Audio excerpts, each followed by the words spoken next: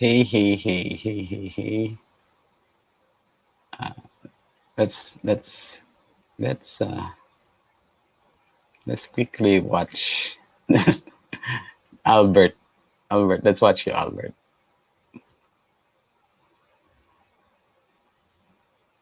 Right. We have the audio. To a real person and not to like a camera. So this is actually me being inspired by a guy named Eli Abao, where he does like this daily live streams, and he just shares about the stuff that he's learned, and I think it's pretty cool. And so I got inspired by that. Thanks, Ellie. And I'm just gonna do this every day and just share random stuff, and hopefully at the end I've done many, and I'm not so but I'll also be comfortable talking to a camera, not knowing if there's a person at the other end, and getting feedback on that. I love it. I love it. Nice, Albert. It's so great to see people starting to do the streaming their own learning, and this is what I wanted to talk about today about showing your work. And let me show this, showing your work. This is actually I was just reading this. I've been reading that Kindle book for a bit, and let me show me the title. Show your work. Show your work. Yeah. Anyway, that's a book. I've been reading it up uh, as well, and I think it's important for us. That's what I wanted to talk about today. I wanted to talk about showing your work, explaining yourself, and conveying ideas, and why I've been doing this daily stream. And I love that Albert also started to do it. And actually, I've been seeing a couple of young designers starting to do this as well. And I think there's a lot of value to do this. Let's talk about uh, this a bit more today. No background music. I am Ellie. I'm a customer experience head in a digital transformation office in a large conglomerate, and the founder uh, of a design community. And today, let's talk about show your design work, and not just to show your design work, right? Show your design work, ta-da! But also being able to explain your design work. And the idea here is the concept here came from Richard Feynman. If you don't know who Richard Feynman is this guy. Feynman is a Nobel Prize-winning physicist, and he is popular for this Feynman. He's popular for a lot of things, but one of the things is popular for is this Feynman technique. This Feynman techniques basically show these are the steps. Choose a topic or idea that you want to gauge for your comprehension at. Write an explanation or explain it, here on video. Observe the gaps in your knowledge on the topic, and then return to studying those specific gaps. And then simplify the explanation. And number two, then you use an analogy, use simpler language, repeat. And that's why I do this. And that's why there's value to expressing yourself. Because when you record yourself on screen like this, you find out where the gaps are in my knowledge. What do I need to learn more about? Okay. And that book also talks about the same a lot of the same concepts. If you'd like to know more about Richard Feynman, there is this nice video by Thomas Frank. If you don't know Thomas Frank, you should know Thomas Frank, because Thomas Frank talks about education, learning, and tips on studying. So here's this video about it. Let's do a short clip. Explain it. Now, this idea is understand something well, explain it. Now, this idea is something I touched on briefly back in my video summary of the Study Less, Study Smart lecture by Dr. Marty Lobdell, because in that... Yeah, so this is Thomas Frank attributed to Albert Einstein. And it goes, if you can't explain it simply, then you don't understand it well enough. Now, whether or not Einstein was the person who actually said this, let's be real, he probably wasn't, it's still really insightful, and reversing it reveals a pretty powerful piece of study advice. If you want to understand something well, explain it. Yes. If you want to understand something well, explain it. Now, this applies as well to the design phase. Now, it's also something, a couple of months ago, I went through this course that I paid for my own money, building a second brain. And in building a second brain, how to be productive, I was surprised by one of the end topics of building a second brain. One of the key topics in building a second brain is actually not just to collect the information, not just to remember the information, or to make connections on your whatever you remember, but it's also to create tangible results in the real world. If we want to be promoted, if we want to lose weight, to get that, the purpose of learning is to turn our knowledge into effective action. And I like what Tiago Forte, this is Tiago Forte's vlog. I took his course on building a second brain last September, October. And I was surprised that by the same idea of, it's not just the building of it, it's also the connecting of different ideas. And as you connect those ideas, and I talked about this in the previous days where I talked about Zettelkasten. This is my episode on Zettelkasten. I talked about this yesterday. And basically, Zettels is a slip box, a German word for slip box, where you put all your Zettels, your ideas, and you start collecting them.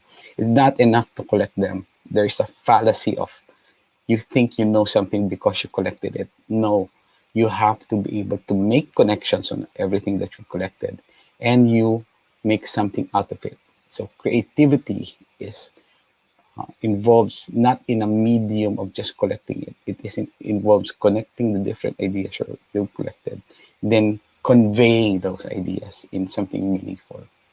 Now, why show your design work? Okay, how does this apply in design? So one of the things I do when I interview designers is part of the interview process. And in my previous episodes, I talked about how I've interviewed designers. I asked them to show me a design and explain it. Okay, show me the design and explain it. Oftentimes, designers will have a portfolio. You have your own design portfolio you show. But what's even more important for me actually is to find out why you designed it that way. What was the thinking behind your design? Now, here's an example. Somebody had, I'm sorry to the person who showed me this, but somebody had showed me this design. This person made this design while I was talking to the person.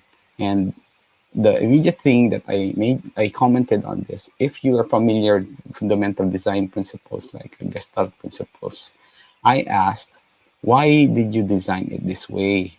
Because the first thing, okay, I'll give you a few seconds. What is the first thing that you noticed about this design? Okay, think about it. Think about it. Leave a comment. So I know if you're seeing the same thing I saw. Okay. Okay. The first thing I saw here, which was odd for me, was a cart on the upper left corner. Now, this is not standard for me in my experience. Carts are always on the right side along with this. So I asked, that's one of the things. The other thing was, this seemed to be an app, right? You have to download the app. So you have a call to action that's to download the app, yet you have a cart. What will I add to cart? What is it that I'm supposed to be adding to cart? So those are the two things that came to my mind instantly when I looked at this page. I asked them, and there's nothing wrong. Okay, if you're a designer, there's nothing wrong if you designed it this way. But the question is, how can you explain yourself if you designed it this way? are you able to explain to me why this way?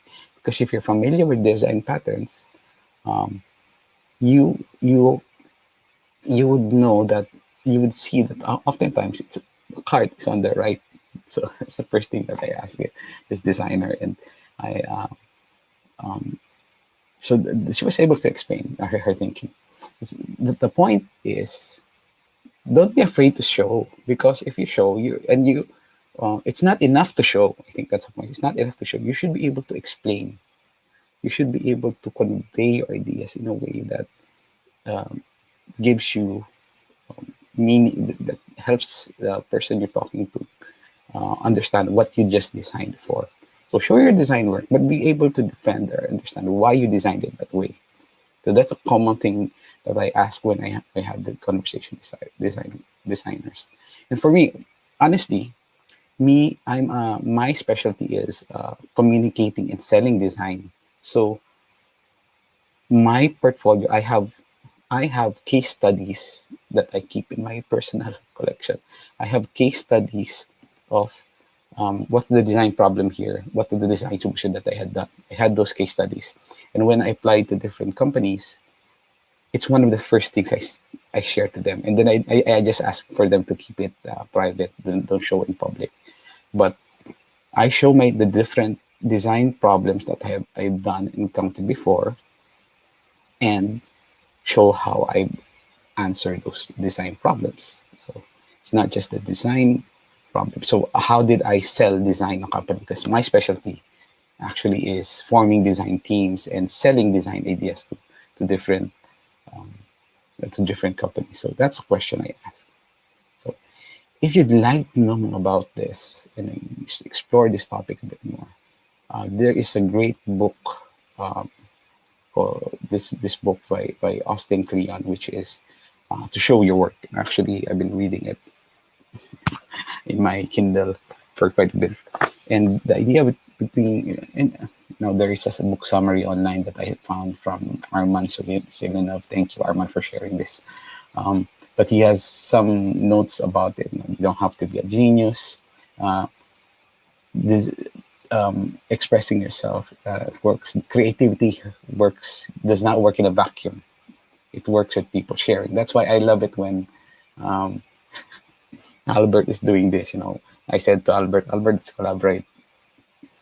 Right? Creativity doesn't happen in a vacuum. Think of the process. And he has a great example here, that painting. When you ask a painter, painting is both the output, the result of what they do, but it's the painter did, but it is also the verb, the process of painting itself. Think of process, not product. Share something small every day. So something I do right now, right? Uh, I share this something small every day. Normally, it's my sketches. I share a sketch every day. And the reason is, out of the 100 different crappy sketches that I have, I will occasionally have one very nice one, or one or two that I can reuse and use for my productivity or for my design. For instance, I'm building this up when I'm doing, for instance, this. I started doing these kinds of illustration work. And the reason for me to build up this illustration work is these are some things I can put in my slides in the future. So all this design work are my original work that I can put in my slides when I convey different ideas in the future. And those are showing my work. It is scary, I know. It is scary sometimes. And even Albert had mentioned, that there's hesitance and fear. And even in the book, Show Your Work, he talks about, being an amateur. Is it here? He did not put it here, but here, be an amateur. Look at the original meaning of the word amateur. Someone who is doing something for the love of it, not seeking fame or recognition. So don't be afraid to share yourself. Show your work. We are always afraid of